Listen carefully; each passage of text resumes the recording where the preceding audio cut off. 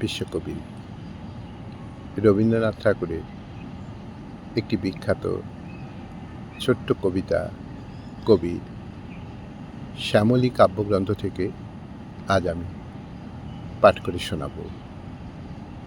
এই কবিতাটি রচিত হয় 1 জুন 1936 সাল শান্তিনিকেতনে। কবিতা হারানো মন। শুরু করছি। দাঁড়িয়ে আছো আড়ালে, ঘরে আসবে কিনা ভাবছো সেই কথা। একবার শুধু শুনেছি চুরির শব্দ, তোমার ফিকে পাটকিলে রঙের আঁচলের একটুখানি দেখা যায় উঠছে বাতাসে দরজার বাইরে। তোমাকে দেখতে পাচ্ছি নে, দেখছি পশ্চিম আকাশের রোদ্দুর চুরি করেছে তোমার ছায়া, ফেলে রেখেছে আমার ঘরের মেঝের পরে। দেখছি শাড়ির কালো পাড়ের নিচে থেকে তোমার গৌরবর্ণ পায়ের দ্বিধা ঘরের চৌকাঠের ওপর।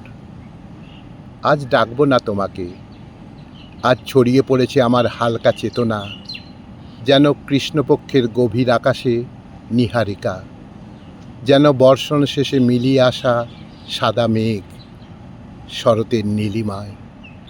আমার ভালোবাসা যেন সেই আল ভেঙে যাওয়া ক্ষেতের মতো, অনেক দিন হলো চাষি যাকে ফেলে দিয়ে গেছে চলে। আনমনা আদি প্রকৃতি তার উপরে বিছিয়েছে আপন সত্ত্ব নিজের অজানিতে।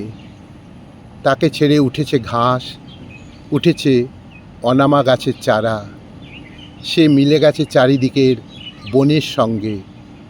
সে যেন শেষরাত্রির শুকতারা, প্রভাত আলোয় ডুবিয়ে দিল তার আপন আলোর ঘটখানি।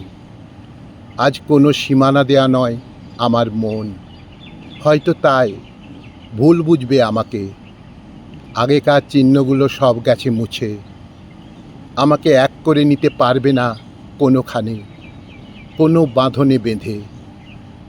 আমাকে এক করে নিতে পারবে না কোনোখানে, কোনো বাঁধনে বেঁধে।